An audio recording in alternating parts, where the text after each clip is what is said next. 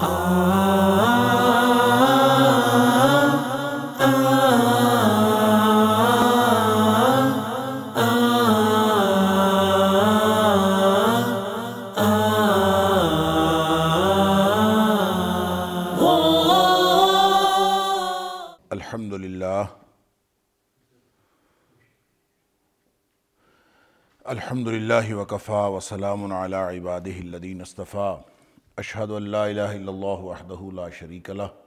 واشہد ان محمدا عبدہ ورسولہ صلی اللہ علیہ وآلہ وسلم۔ اللہم صلی علی محمد وعلی آل محمد کما صلیت علی ابراہیم وعلی آل ابراہیم انک حمید مجید۔ اللہم بارک علی محمد وعلی آل محمد کما بارکت علی ابراہیم وعلی آل ابراہیم انک حمید مجید۔ اما بعد فاعوذ باللہ السمیع العلیم من الشیطان الرجیم من ہمزہ ونفخہ ونفثہ۔ بسم اللہ الرحمن الرحیم۔ الف لام را کتاب احکمت آیاتہ ثم فصلت من لدن حکیم خبیر۔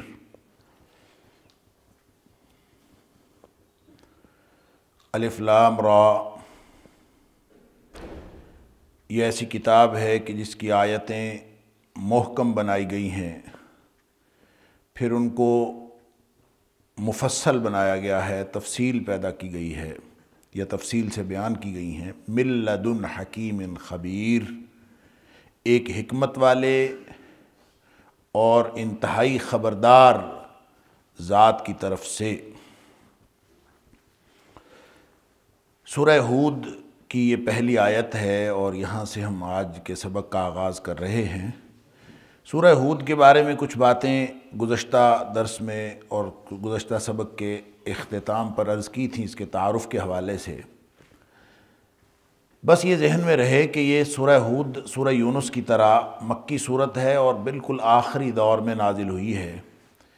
یوں لگتا ہے کہ سورہ یونس اور سورہ ہود کا زمانہ نزول تقریباً ایک ہی ہے، اور جو روایات مختلف سیرت نگاروں نے اور مفسرین نے لکھی ہیں اس کے اعتبار سے اس کا جو اگر تعین کے ساتھ کوئی بات اگر کی جا سکے تو وہ یہ ہے کہ یہ 11 یا 12 سن نبوی کو، یعنی نبوت کے 11ویں یا 12ویں سال اس کا نزول ہوا ہے، اور بالکل یہ آخری گویا ایک مشرکین مکہ کو ایک آخری تنبیہ کے طور پر ہے۔ ویسے تو مکی صورتوں میں 3 پہلو عام طور پر نمایاں ہیں، ایک دعوت ہے اور ایک فہمائش ہے اور تیسری چیز تنبیہ۔ یہ تینوں چیزیں تقریباً ہر صورت میں ملتی ہیں، لیکن یہاں اس صورت کے اندر دعوت انتہائی مختصر ہے، اور اس میں جو فہمائش کا انداز ہے اس میں بھی استدلال کم کیا گیا ہے اور زیادہ زور جو ہے وہ تنبیہ پر دیا گیا ہے، اور اس میں یوں کہہ لیجئے کہ واعظ و نصیحت زیادہ ہے، استدلال کم،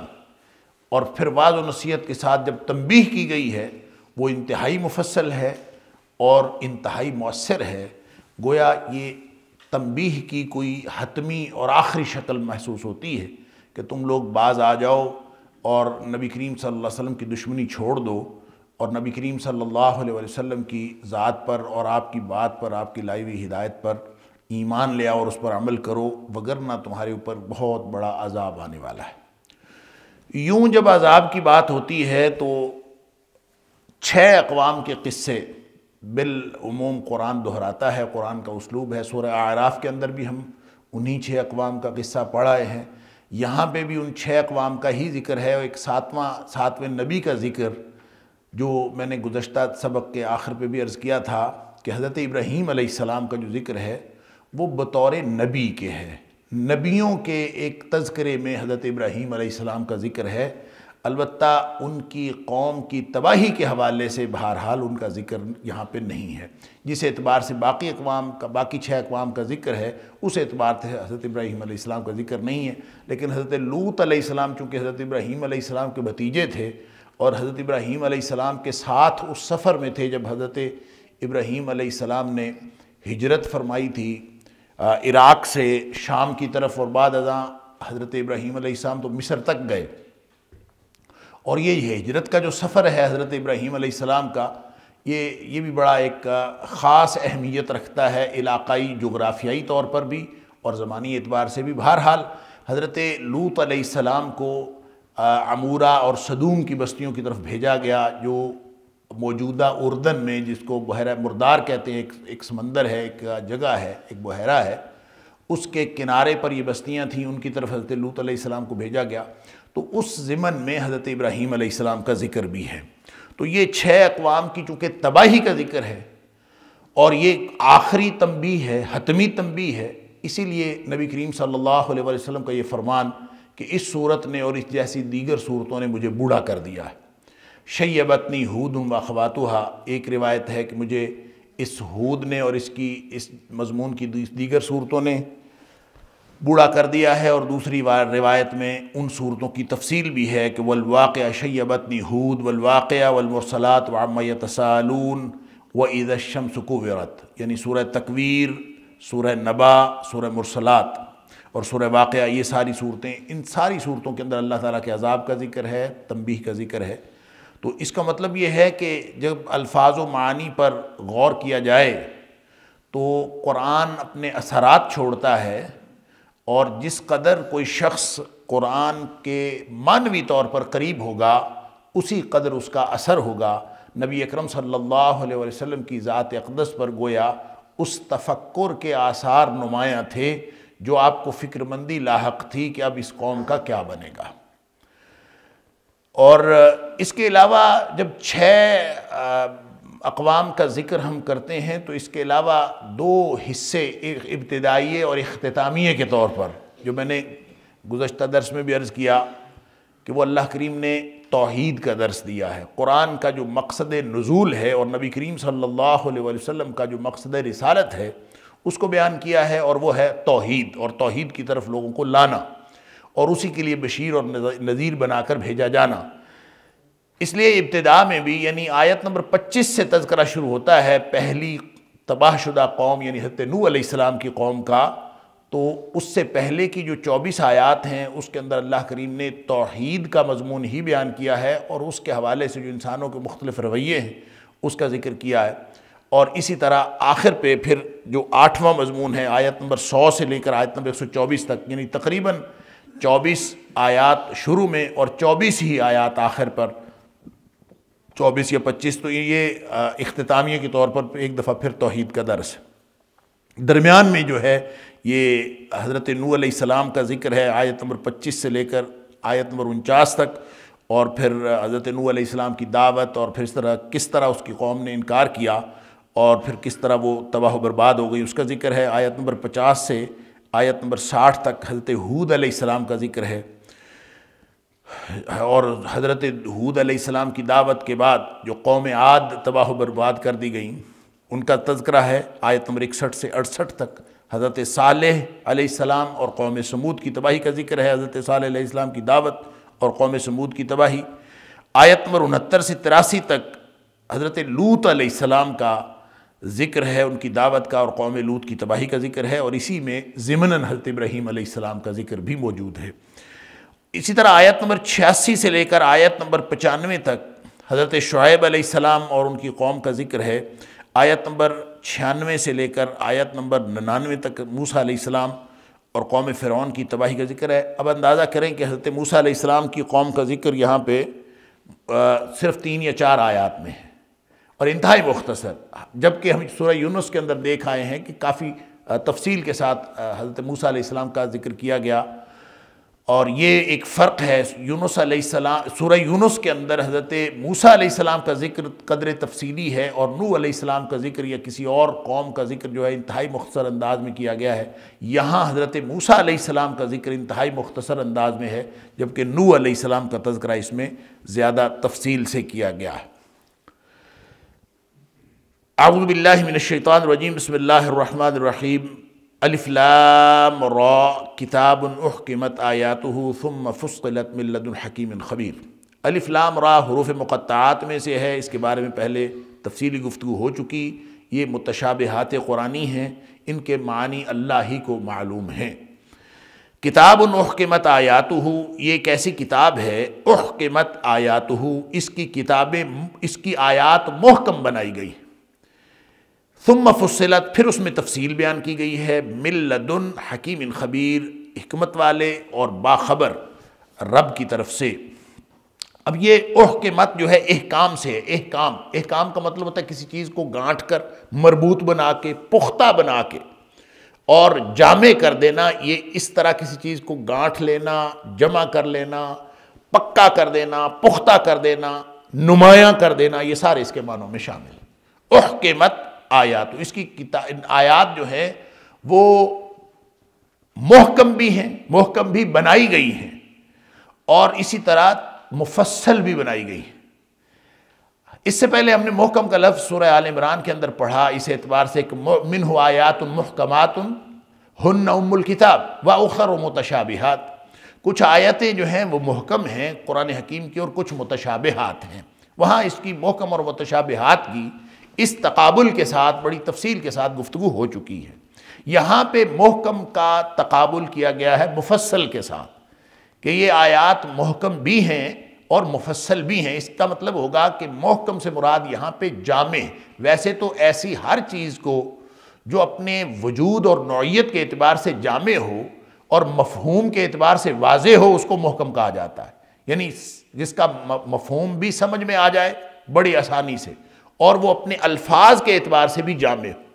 یہاں جب محکم کے لفظ کے مقابل میں مفصل لایا گیا ہے تو اس کا مطلب یہ ہوگا کہ قرآن حکیم کی آیات کی دو نوعیتیں ہیں، کہ وہ اپنی نوعیت کے اعتبار سے محکم بھی ہیں اور وہ مفصل بھی ہیں، یا پھر اس کا معنی یہ ہوگا کہ قرآن حکیم کی کچھ آیات محکم ہیں اور کچھ آیات مفصل ہیں۔ لہٰذا مفصل کے مقابلے میں جب ہم محکم کے لفظ کا معنی کا تعین کرنے کی کوشش کریں تو وہ بنتا ہے جامع۔ تو گویا الفاظ کے اعتبار سے قرآن حکیم کی ساری آیات جو ہیں وہ جامع ہیں، ہر آیت الفاظ کے اعتبار سے جامع ہے، یعنی اور اس کی معنی کی جب بات ہو تو معنی کے اندر ایک تفصیل اتنی موجود ہے کہ یوں کہہ لیجئے کہ ایک معنی کا سمندر ہر آیت کے اندر موجود۔ لہٰذا لفظی طور پر محکم اور معنوی طور پر مفصل۔ تو الفاظ کے اعتبار سے علامہ ابن کثیر علیہ الرحمہ نے اسی کی وضاحت اس طرح سے کی ہے کہ محکماتن، ہر آیت محکم ہے فی لفظہا، اپنے الفاظ کے اعتبار سے، اور وہ مفصل ہے، وہ مفصلاتن، ہر آیت مفصل ہے فی معناہا، اپنے معنی کے اعتبار سے پورے قرآن کی ہر آیت تفصیل کا تقاضا کرتی ہے اور اس کے اندر تفصیل موجود ہے۔ جیسے سمندر کو کوزے کے اندر بند کیا ہو، دریا کو نہیں بلکہ سمندر کو، اور یہ تو ساری زندگی آپ لگے رہیں قرآن کے آیات کے معنی تلاش کرتے رہیں اور اس کے معنی پر غور و فکر کرتے رہیں تو ایسے ایسے نکات اس میں سے نکلتے رہیں گے کہ جس کے بارے میں نبی پاک صلی اللہ علیہ وسلم نے فرمایا تھا لا تنقضی عجائبہ، اس کے عجائبات کبھی مکمل نہیں ہو سکتے، ولا یخلق عن کثرت الرد، اور نہ ہی یہ کبھی پڑھ پڑھ کے پرانا ہو سکتا ہے، یعنی اس کے اندر ہمیشہ ایک نیونیس، ایک نیا پن بھی موجود ہوگا اور ہمیشہ اس کے اندر ایک معنی کی ایک نئی جہت جو ہے وہ نکلنے کا امکان موجود رہے۔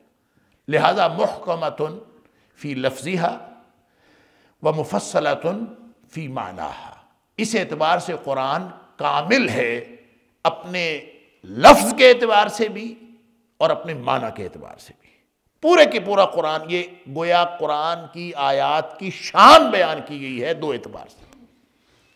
لیکن اس کا ایک معنی اور بھی ہے کہ اگر اس کو دو قسمیں سمجھ لی جائیں کہ کچھ محکم ہیں کچھ مفصل ہیں، جیسے میں نے عرض کیا سورہ آل عمران میں محکم کے مقابلے میں لفظ لایا گیا تھا متشابہ، تو وہ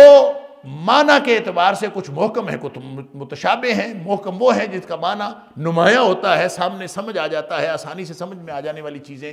جامعیت کے اعتبار سے، معنوی لفظی دونوں اعتبار سے محکم ہوں گی۔ لیکن جب یہ مفصل کے اعتبار سے، جب وہ مفصل کے مقابلے میں آتا ہے تو اس کا مطلب ہے کہ جامع ہے اور تفصیل ہے، ایک طرف مختصر ہے اور ایک طرف تفصیلی ہے۔ لہٰذا اس کو جب آپ آیات کی دو قسموں کے طور پر دیکھتے ہیں تو آپ اس ترتیب سے دیکھ لیجئے کہ جو شروع میں اللہ کے قرآن کی آیات نازل ہوئی ہیں، یعنی مکی دور کے اندر جتنی بھی آیتیں نازل ہوئی ہیں، ایک تو اس کی آیات کی جو طوالت ہے وہ بھی کم ہے، آیتیں بھی چھوٹی چھوٹی ہیں، اور ان کی صورتوں کی طوالت بھی چھوٹی چھوٹی ہے، یعنی چھوٹی صورتیں ہیں اور چھوٹی چھوٹی آیات ہیں، چھوٹے چھوٹے فکرے ہیں۔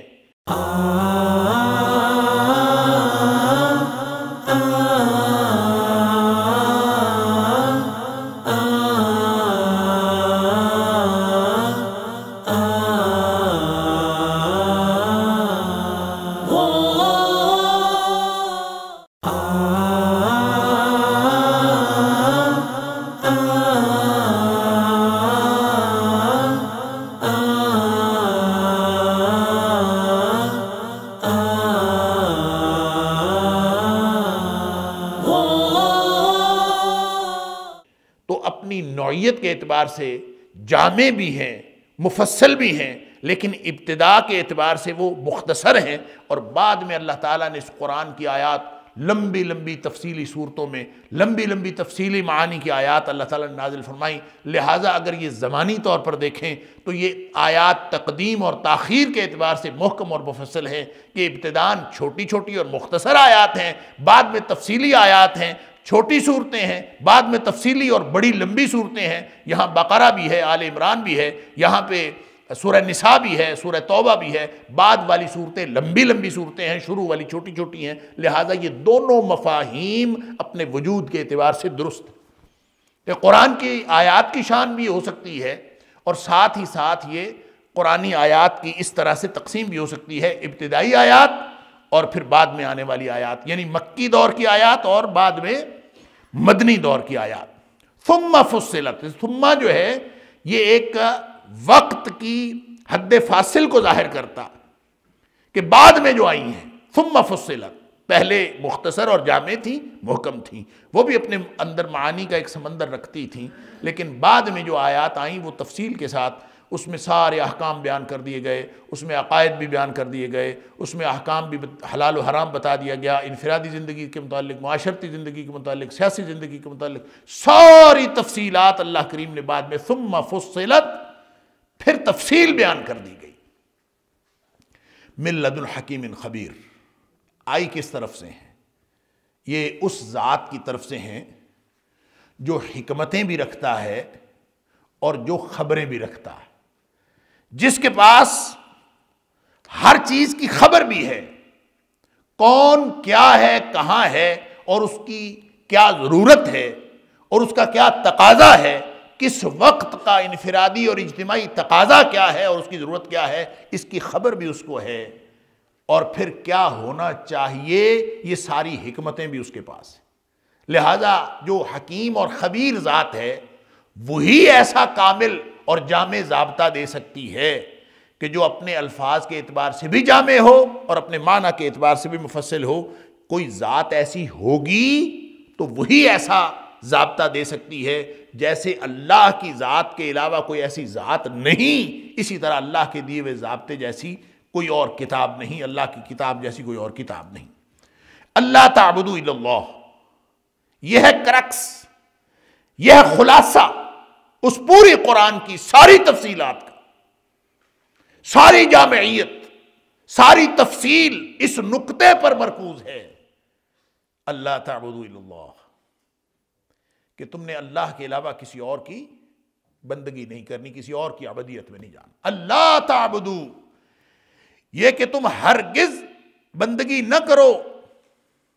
عبادت نہ کرو، الا اللہ، سوائے اللہ کے۔ اللہ اکبر، اننی لکم منہ نذیر و بشیر، اس میں نبی کریم صلی اللہ علیہ وسلم کی رسالت کی حیثیت بھی واضح ہو گئی اور نبی کریم صلی اللہ علیہ وسلم کی رسالت کی مقصدیت بھی واضح ہو گئی۔ فرمایا اصل میرے آنے کا مقصد بھی، قرآن کے نزول کا مقصد بھی لوگوں کو اللہ کی وحدانیت کی طرف لانا ہے، اللہ کی عبادت میں لانا ہے۔ اللہ تعبدوا الا اللہ، یہی مقصد وحید ہے۔ ہر نبی کی آمد کا مقصد بھی یہی تھا، اور اللہ کے قرآن کا مقصد بھی یہی ہے، تورات اور انجیل کا بھی مقصد یہی تھا۔ جو کچھ نازل ہوتا رہا آدم علیہ السلام سے لے کر نبی اکرم صلی اللہ علیہ وسلم تک، یہی ایک مقصد تھا، کیا؟ اللہ تعبدوا الا اللہ، کہ اللہ کے علاوہ کسی کی عبادت میں نہ جاؤ، کسی کی غلامی نہ کرو، کسی کی بندگی نہ کرو۔ اننی، اور بے شک میں، لکم منہ نذیر و بشیر، میں اسی کی طرف سے ہوں اور تمہارے لیے ہوں۔ اور حیثیت میری کیا ہے؟ دو حیثیتیں نمایاں ہیں، بشیر و نذیر و بشیر، کہ میں تمہارے لیے انذار کرنے والا، تنبیہ کرنے والا بھی ہوں، وارننگ دینے والا بھی ہوں، اور و بشیر، اور میں تمہیں خوشخبری دینے والا بھی ہوں۔ نبی کریم صلی اللہ علیہ وسلم نذیر اور بشیر بنا کر نازل کیے گئے۔ کس بات کا انذار اور کس بات کی تبشیر؟ انذار اس بات کا کہ جس نے اللہ کی عبودیت سے انکار کیا اس کے ساتھ کیا ہونے والا ہے، اور تبشیر اس بات کی کہ جو اللہ کا بندہ بن گیا، اللہ کا غلام بن گیا، اللہ کی عبودیت میں آ گیا، اس کو اللہ نے کن کن انعامات سے نوازنا ہے، اور وہ اللہ کا مقرب بننے کے بعد کون کون سے درجے اور کون کون سی فضیلتیں حاصل کرے گا۔ یہ تبشیر اور انذار کرنے کے لیے مجھے بھیجا گیا ہے۔ گویا نبی کریم صلی اللہ علیہ وآلہ وسلم کی ذات کی حیثیت بھی، منصب رسالت بھی واضح کر دیا، اور منصب رسالت کا مقصد بھی واضح کر دیا، کہ کتاب کے نزول کا مقصد بھی واضح کر دیا کہ اللہ تعبدوا الا اللہ، اننی لکم منہ نذیر و بشیر، میں تمہاری طرف انذار کرنے والا اور بشیر یعنی بشارت دینے والا۔ اب دیکھیں بشیرم و نذیرا، بالعموم بشارت کو پہلے بیان کیا گیا ہے۔ نبی کریم صلی اللہ علیہ وسلم کا جو پورا اسوہ ہے، اگر نبی پاک صلی اللہ علیہ وسلم کی پوری سیرت دیکھیے تو تبشیر کا پہلو نمایاں ہے۔ نبی کریم صلی اللہ علیہ وسلم کو اور آپ کی جو تعلیمات ہیں ان میں بھی تبشیر کا پہلو نمایاں ہے۔ بشروا ولا تنفروا، بشرا ولا تنفرا، یعنی خوشخبری دیجئے، ہمیشہ خوشخبری کی بات کیا کریں۔ اور خود بھی نبی پاک صلی اللہ علیہ وسلم اللہ تعالیٰ نے ان کو اس طرح کا بنا کے بھیجا تھا، فَبِمَا رَحْمَةٍ مِّنَ اللَّهِ لِنْتَ لَهُمْ، نبی پاک صلی اللہ علیہ وسلم لوگوں کے لیے نرم خو تھے۔ یہ بھی نبی کریم صلی اللہ علیہ وسلم کی حیات طیبہ کا وہ تبشیر کا پہلو تھا۔ آپ وَلَوْ كُنْتَ فَظًّا غَلِيظَ الْقَلْبِ، اگر آپ محض ڈرانے والے، سخت روح ہوتے، ترش روح ہوتے اور سخت دل والے ہوتے، لَنْفَضُّوا مِنْ حَوْلِكَ، تو لوگ ڈر جاتے، لوگ دور چلے جاتے۔ تو عمومی طور پر نبی پاک صلی اللہ علیہ وسلم کی سیرت طیبہ کا نمایاں پہلو تبشیر ہے، اور آپ کی تعلیمات کا بھی نمایاں پہلو تبشیر ہے، لیکن ابتدا ہمیشہ انذار سے ہوتی ہے، تبشیر سے نہیں ہوتی۔ نبی پاک صلی اللہ علیہ وسلم نے اپنے مشن کا آغاز بھی انذار سے فرمایا۔ آپ نے کوہ صفا پہ اکٹھا کر کے کیا کہا تھا؟ یہی کہا تھا کہ اگر میں تمہیں خبر دوں کہ جبل ابو قبیس کے پیچھے ایک لشکر چھپا ہے اور تمہارے اوپر حملہ آور ہونے والا ہے، تو سب نے کہا تھا ہم بات مان لیں گے، اور کوئی لشکر چھپا ہو یہ خطرے کی بات ہوتی ہے، انذار اور وارننگ کی بات۔ اور جب ان کو بلایا گیا تھا تو یا صباحا کہہ کے بلایا گیا تھا، اور یا صباحا کا معنی یہ ہے کہ کوئی خطرہ ہے، اس لیے کہ لشکر صبح کے وقت حملہ آور ہوتے تھے، کیونکہ اس وقت عام طور پر لوگ غافل ہوتے ہیں، سوئے ہوئے ہوتے ہیں، تو اس وقت لوگ حملہ کرتے تھے۔ صبح کا وقت عربوں کے ہاں حملے کے مترادف قرار پایا، لہٰذا یا صباحا کی صدائی اس بات کی علامت تھی کہ کوئی بہت بڑا خطرہ ہے۔ جب لوگوں نے بھانپ لیا، جانچ لیا، مان لیا کہ ہاں خطرہ ہے، تو پھر نبی کریم صلی اللہ علیہ وسلم نے فرمایا میں تمہیں اس سے بڑے خطرے سے خبردار کرنے کے لیے یہاں لایا گیا ہوں، اور بڑے خطرے سے خبردار کر رہا۔ اور بڑا خطرہ کیا ہے؟ وہ یہی ہے کہ اللہ کی بندگی اگر تم نہیں کرو گے تو پھر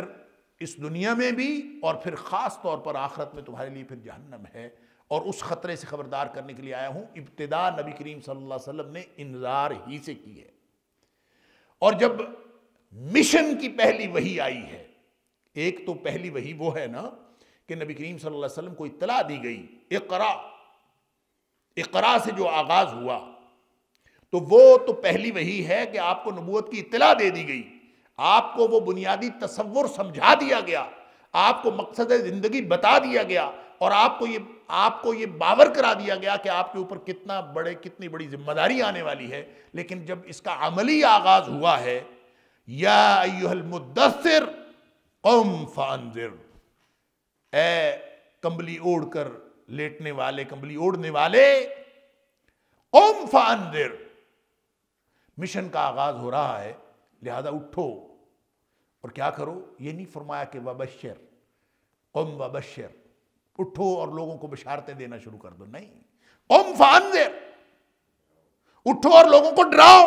لوگوں کو انذار کرو، ان کو وارننگ دو، ان کو تنبیہ کرو کہ لوگوں تم کدھر جا رہے ہو، جس طرف تم جا رہے ہو یہ رستہ بڑا غلط ہے، اس رستے کو چھوڑنا پڑے گا،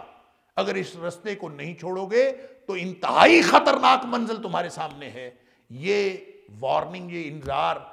کوئی شخص اگر غلط طرز عمل پر ہو، اگر کوئی شخص غلط کام کر رہا ہو،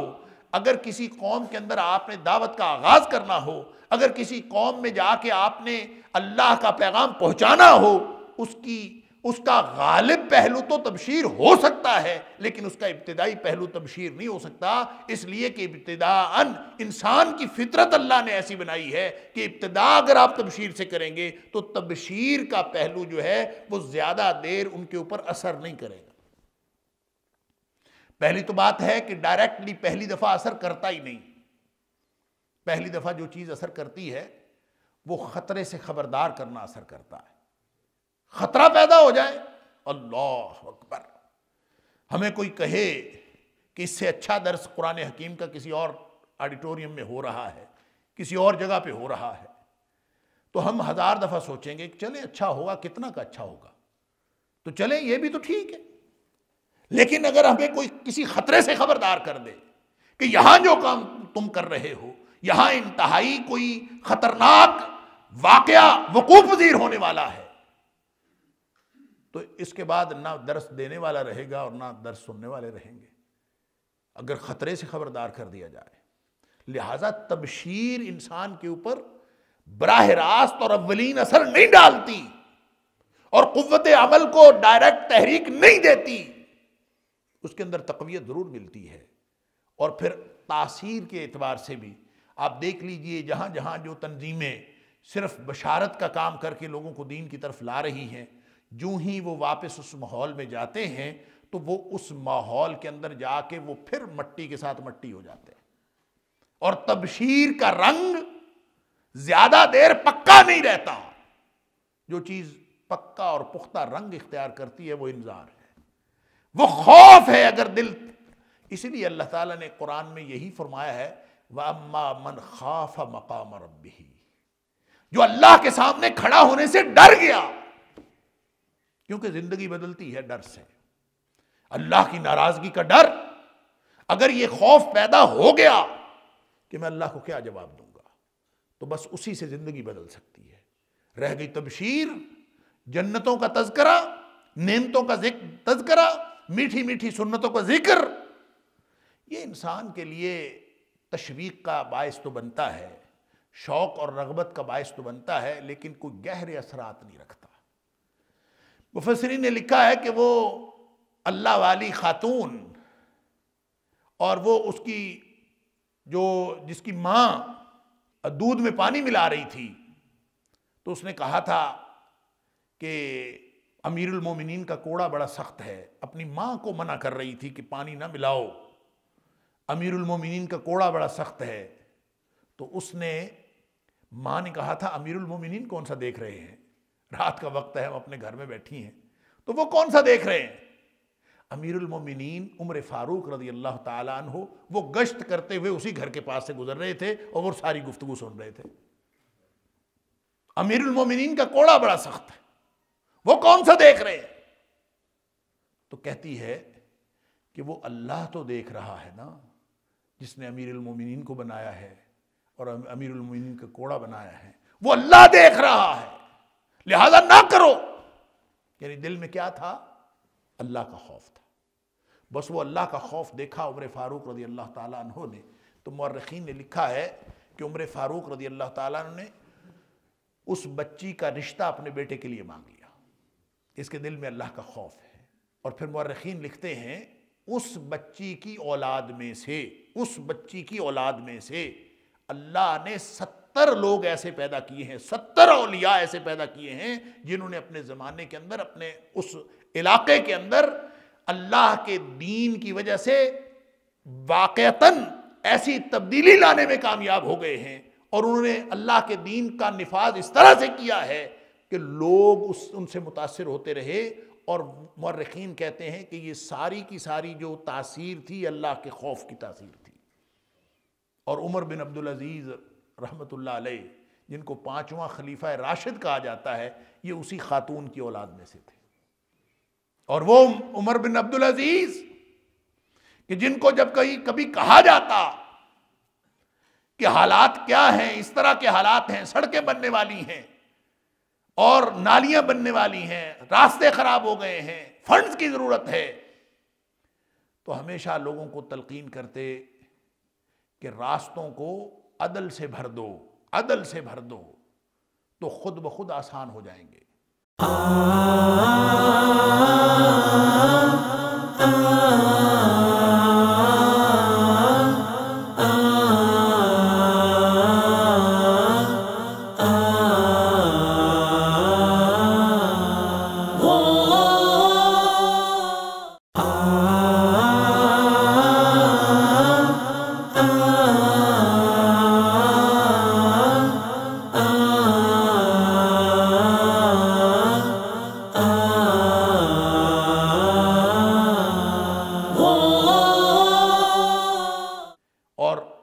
لوگوں کو جب معاشرتی طور پر اور داخلی طور پر عدل نصیب ہوتا ہے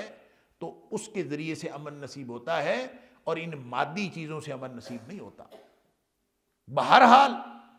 کہنے کی بات یہ ہے کہ انذار اور تبشیر کا جب آپ مقابلہ کریں تو غالب پہلو تو نبی کریم صلی اللہ علیہ وسلم کی تعلیمات میں تبشیر ہی کا ہے،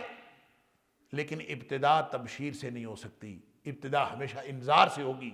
اور چونکہ مکے والوں کو جب قم فانذر کہا جا رہا تھا تو اس وقت بھی ابتدا تھی، اور جب یہ نذیر و بشیر یہ سورہ ہود نازل ہو رہی ہے تو اس میں بھی گویا ابتدائی دعوت کا جو حتمی مرحلہ تھا وہ پایہ تکمیل کو پہنچ رہا تھا، لہذا یہاں بھی انذار کو اولیت دی ہے۔ نذیر کو اللہ کریم پہلے لائے ہیں، بشیر کو اللہ کریم بعد میں لائے ہیں، حالانکہ نبی کریم صلی اللہ علیہ وسلم کی ذات اقدس پر بشارت اور تبشیر کا رنگ نمایاں ہے، زیادہ غالب پہلو ہے، اور انذار جو ہے نبی کریم صلی اللہ علیہ وسلم کی ذات اقدس میں کم۔ لیکن جو بگڑے تگڑے ہوتے ہیں ان کو تبشیر فائدہ نہیں دیتی۔ وہ سورہ حدید میں اللہ تعالیٰ نے فرمایا وَأَنزَلْنَا الْحَدِيدَ، ہم نے لوہا بھی نازل کیا ہے۔ اور لوہا کیوں نازل کیا ہے؟ لوہا اس لیے نازل کیا ہے کہ اکیلی کتاب فائدہ نہیں دیتی، ساتھ ڈنڈا بھی ہونا چاہیے۔ اور نبی کریم صلی اللہ علیہ وسلم کے بارے میں وہ کسی نے لکھا ہے کہ 4 کتاباں عرشوں آئیاں، 5واں آیا ڈنڈا، اور ڈنڈے باجوں بھجدا نہیں بے دینہ دا کنڈا۔ تو گویا انذار اور خوف دلانا، تنبیہ کرنا، وارننگ دینا اور خطرناک صورتحال کا لوگوں کو ادراک پہنچانا اور فراہم کرنا، یہ بھی نبی کریم صلی اللہ علیہ وسلم کی ذات اقدس کا اور آپ کی تعلیمات کا ایک انتہائی نمایاں پہلو ہے۔ اننی لکم منہ نذیر و بشیر، ایک ہی مقصد ہے تمہاری زندگی کا کہ اللہ تعبدوا الا اللہ، کہ عبدیت کا کوئی پہلو، عبدیت کا کوئی عمل، عبدیت کی کوئی سوچ وہ مخلوق کے لیے نہیں ہونی چاہیے، وہ صرف اللہ کے لیے ہونی چاہیے۔ اور میں اسی کام کے لیے آیا ہوں، اننی لکم، میں تمہارے لیے، منہ، اسی کی طرف سے، نذیر و بشیر، ڈرانے والا اور خوشخبریاں دینے والا بن کے آیا ہوں۔ وَأَنِ اسْتَغْفِرُوا رَبَّكُمْ، اور یہ بھی کہ تم اپنے رب سے معافی کروا لو، بخشش کروا لو۔ استغفروا، ان استغفروا ربکم، اپنے رب سے بخشش کروا لو، مغفرت کروا لو، مغفرت مانگ لو۔ ثم توبوا الیہ، پھر عملاً اس کی طرف واپس آ جاؤ۔ زبان سے معافی استغفار، استغفر اللہ ربی من کل ذنب واتوب الیہ، استغفر اللہ الذی لا الہ الا هو الحی القیوم واتوب الیہ، رب اغفر لی وتب علی انک انت التواب الغفور۔ رب اغفر لی زبان سے کہتے جائیں، اللہ مجھے معاف کر دے، اللہ مجھے معاف کر دے، اللہ میرے گناہ بخش دے۔ رب اغفر لی زبان سے کہنا، گفتگو کرنا، یہ استغفار ہے۔ وان استغفروا ربکم، لیکن اس کا فائدہ تب ہوتا ہے ثم توبوا الیہ، جب انسان عملاً اللہ کی طرف واپس آ جائے۔ پھر جہاں ہے اللہ کو چھوڑ کر، اللہ کی عبدیت اور اللہ کی غلامی کو چھوڑ کر، جو در در کی غلامی میں یہ گھر چکا ہے، جب تک اس سے واپس نہیں آئے گا اس وقت تک اس لفظی استغفار کا کوئی فائدہ نہیں ہے۔ ثم توبوا الیہ، ہر طرف سے منہ موڑ کر ایک اللہ کی طرف آنا ہوگا۔ اگر اللہ کی طرف آ گئے تو پھر تو سارے کام ہی بن گئے۔ سورہ زمر کے اندر جو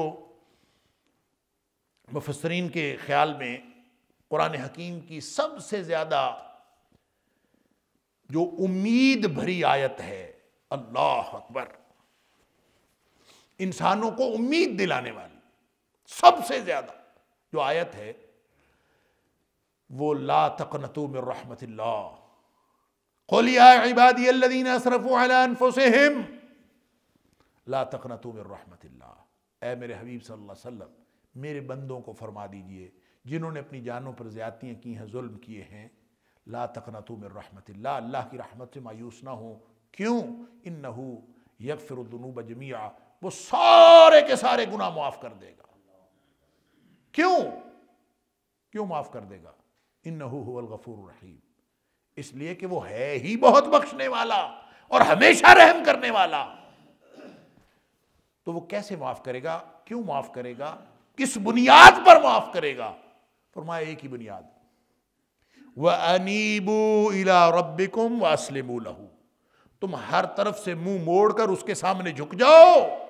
وَأَنِيبُوا إِلَىٰ رَبِّكُمْ، اپنے رب کے سامنے جھک جاؤ۔ وَأَسْلِمُوا لَهُ، اور اپنا آپ اس کے سپرد کر دو۔ کمپلیٹ سبمیشن، کامل سپردگی۔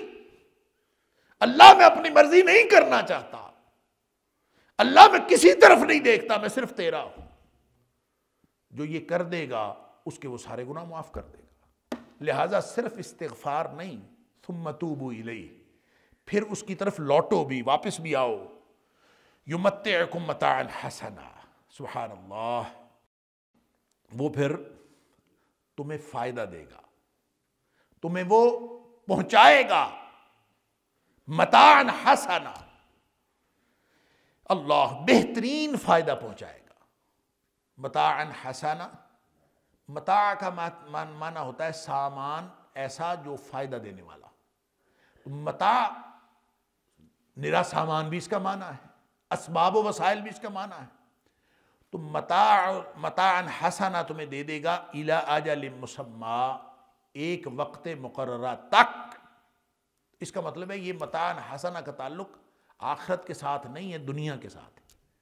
کیونکہ الی اجل مسمی ہے۔ جو آخرت ہے وہ تو خالدین فیہا ابدا ہے، وہ تو ہمیشہ ہمیشہ رہنا ہے۔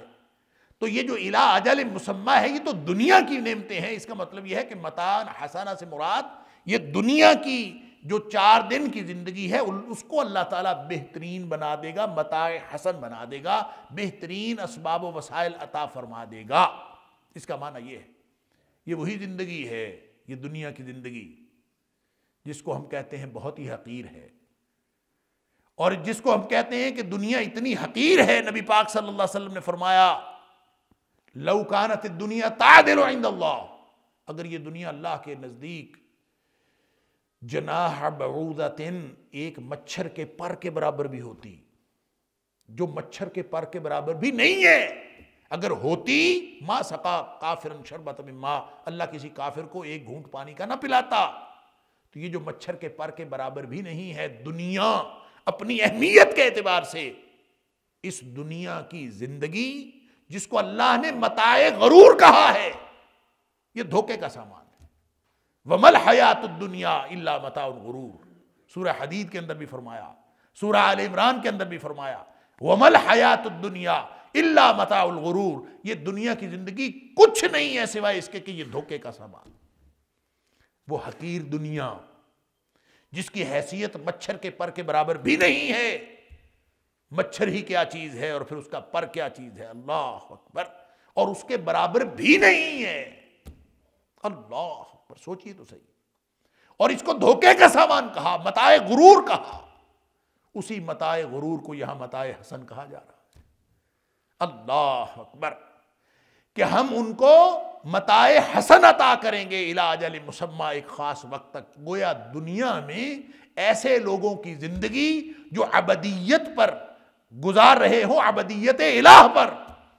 اور ابدیت رب العالمین تک پر جو زندگی گزار رہے ہوں، ان کی زندگی متاع غرور سے نکل کر متاع حسن بن جاتی ہے۔